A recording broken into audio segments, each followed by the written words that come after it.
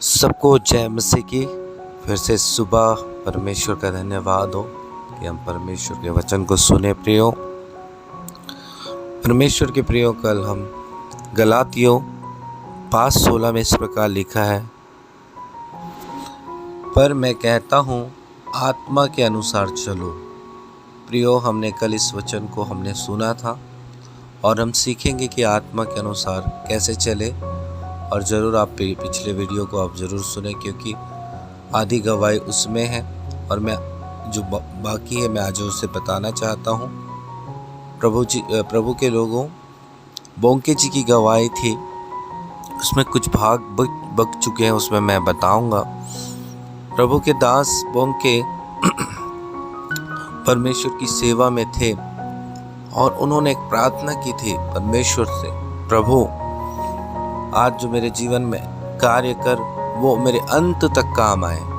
परमेश्वर के लोगों, बोंके के जीवन में ऐसा सेवकाई में कोई भी दाग नहीं लगा। उसका कारण परमेश्वर को उसने अपना जीवन दिया, तो उसने ऐसी प्रार्थना की थी। और वे बड़े दीन नम्र व्यक्ति थे। जब लोग उनसे मिलकर आते थे तो लोग ही बोलते थे कि बोंके बहुत दीन और नम्र व्यक्ति थे।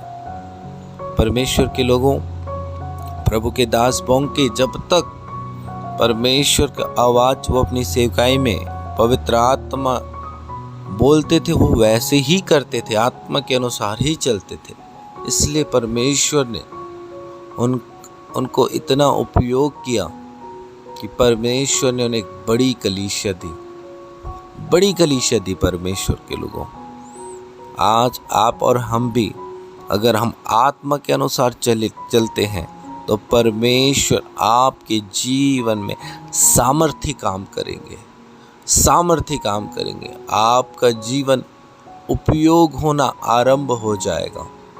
बस मैं कहता हूँ प्रियो, जैसे पौलुस ने कहता है, मैं कहता हूँ आत्मा के अनुसार चलो।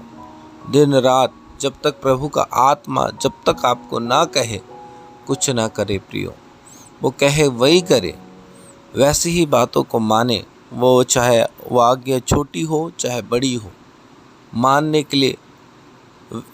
के लिए हर बातों को मानते हुए आगे बढ़े।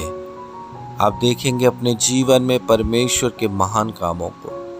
आज प्रभु के कार्य बहुत सारे भाई और बहनों के जीवन में इसलिए नहीं हो पाते हैं क्योंकि वो आत्मा के अनुसार नहीं चलते हैं। प्रभु के दास बोंके को 10 करोड़ से ज़्यादा लोगों को परमेश्वर ने उन्हें दिया। परमेश्वर के लोगों, लाखों लोग उनके मीटिंग में आया करते थे। लाखों लोग परमेश्वर के लोगों, बड़े बड़े चिन्ह और चमत्कार होने लगे। क्यों? प्रभु के दास के जीवन में इतने बड़े बड़े काम कर रहे थे। उसका कारण है आत्मा के अनुसार चलना। परमेश्वर के लोगों, हम देखते हैं साउल राजा के जीवन में, जब वो राजा था तो परमेश्वर ने उसे बढ़ाया। और हम देखते हैं प्रभु का आत्मा उसके साथ था, वो परमेश्वर के लोगों युद्ध जीतते रहा। जब तक वो आत्मा की अगुवाई में चलते रहा तब तक परमेश्वर उसे उपयोग करते रहा।